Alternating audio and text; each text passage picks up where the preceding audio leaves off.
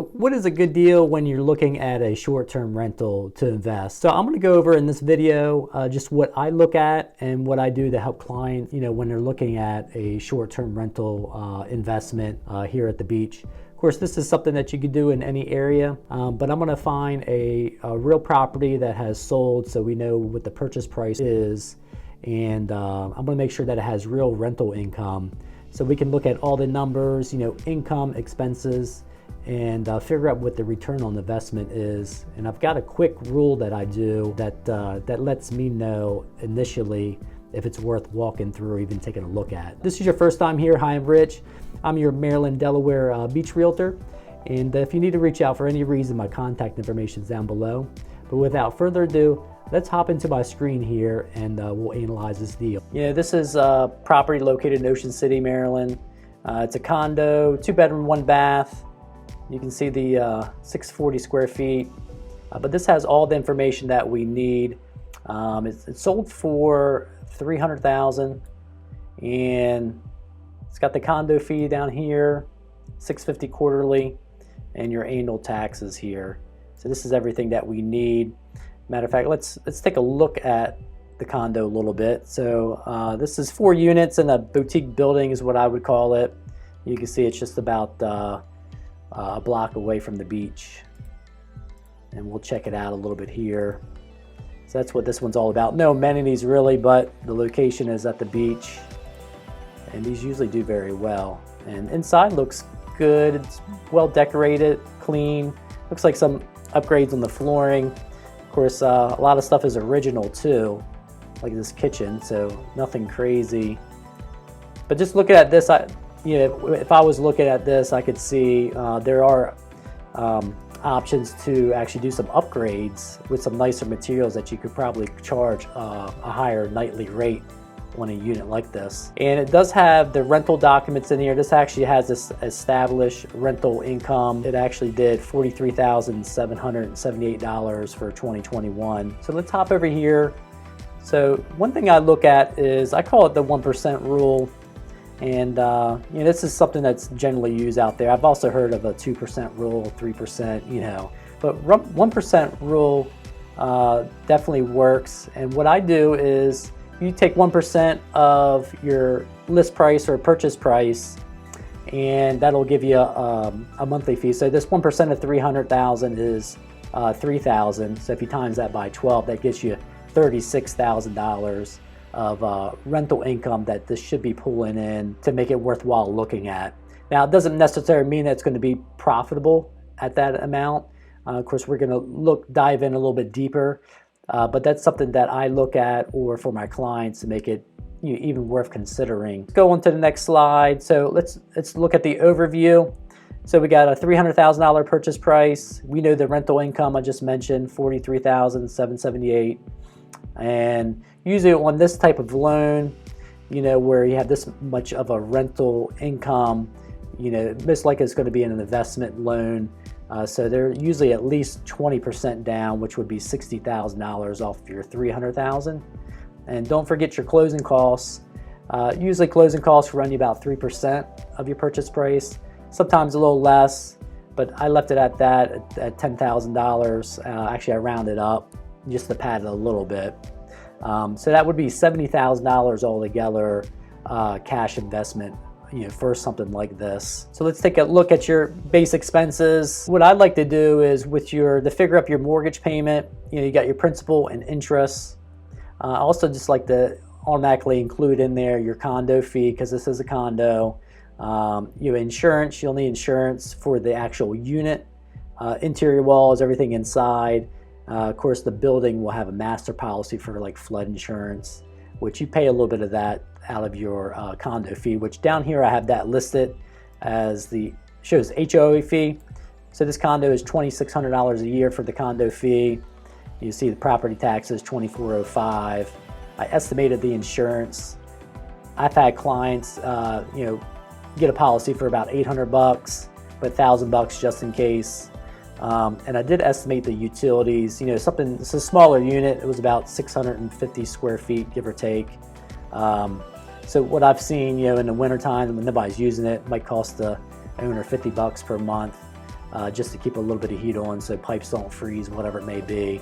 Then maybe summertime it might be around $200, give or take. So I have $1,500 for the year. So if you pop this in with a Google mortgage calculator, the APR that I checked in the Freddie Mac website was hovering right around 6.9% as of this recording.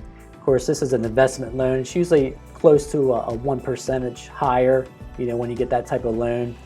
So this used a 7.677%, I think is what Google suggested on here. So that sounds pretty fair for your interest rate. Of course, I included in here the condo fee, your insurance, and the taxes. So it gives you a payment of $2,207 per month, or $26,484 for the year. And the only thing I don't have included in here is your utilities, but I'll include that in the total expenses when we take a look at it here. So a lot of your short-term rental expenses will be like a management fee. So I include that in here. So if somebody wants like turnkey, somebody else to totally handle everything for them, the management company can charge anywhere from 12 on up to 20%. I know quite a few that will do it for 12%. So that's what I used here. So that's 12% of your total rentals, which would be $5,280 per year. Cleaning fees, this particular unit had 59 stays, which was pretty good.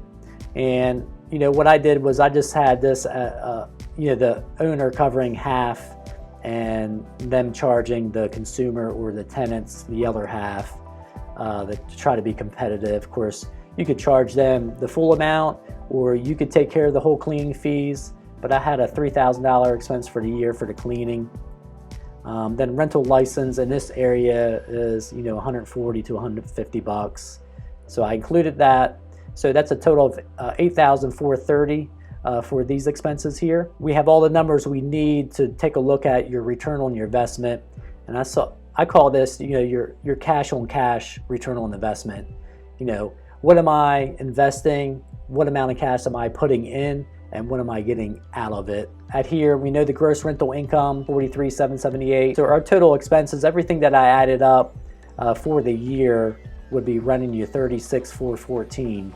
So if you subtract that, you'll get a net income of $7,364. Divide that with your total investment of $70,000, you'd be coming out to be a 10.5% of a return on investment for you. So that's pretty good. Most of the investors that I work with, they're looking for usually around 10%. Some look for more, and some might, consider something a little bit lower than that too. It just depends how they want to use it. What I run across a lot is, although it will be an investment, but a lot of people would want to use the unit themselves maybe a week out of the year. So something like this, if you can still use it for a week out of the year, you're getting the cash flow from it. Also, you have pretty much a free place to stay, and you get to enjoy it, create memories. But $7,364 for the year, that's about $600 per month cash flow on there, which that's not too bad. And when you think about that, to say if you had 5 of them or 10 of them, when you build that portfolio, that becomes a nice amount of income coming in per month. So this is producing income while you own it. And also down the road, 5 years, 7 years, it would build some equity for you. And of course, you'll realize that once you sell it. Other considerations, what I recommend and what I do with my rental is any extra money that I have per month, I put that to the side, dedicated to the property, and I start to build up a reserve or a cash account to account for any unexpected costs, like maintenance costs, like your appliances going out, or maybe you have to replace the HVAC in the unit. Normal wear and tear stuff, you have to maybe replace some furniture. And also where we're looking at a condo, a lot of times you could have a special assessment that pops up. Now, special assessment in the condo building, your condo building and condo association already has a reserve, almost like what I'm talking about here, that they take a part of your fee and put it over in a reserve, and they have that planned out for expected expenses, like they know they're going to have to do the roof in 10 years, give or take. But sometimes, with a building, especially at the beach, the salt air wreaks havoc on these buildings. Maybe something like a major painting or waterproofing of the building, or they have to redo like the decks. Some kind of cost that pops up that's unexpected, and they don't have enough in the reserves. They may apply a special assessment, which they'll usually raise the condo fee a little bit for a year, so every unit pays in and they get it paid off, or they might do it like quarterly. All right, so I hope that helped bring a little bit of clarity when you're looking at short-term rentals. So if it has, make sure that you subscribe so you don't miss any of my content that I come out with every week. And until next time, I'll see you soon.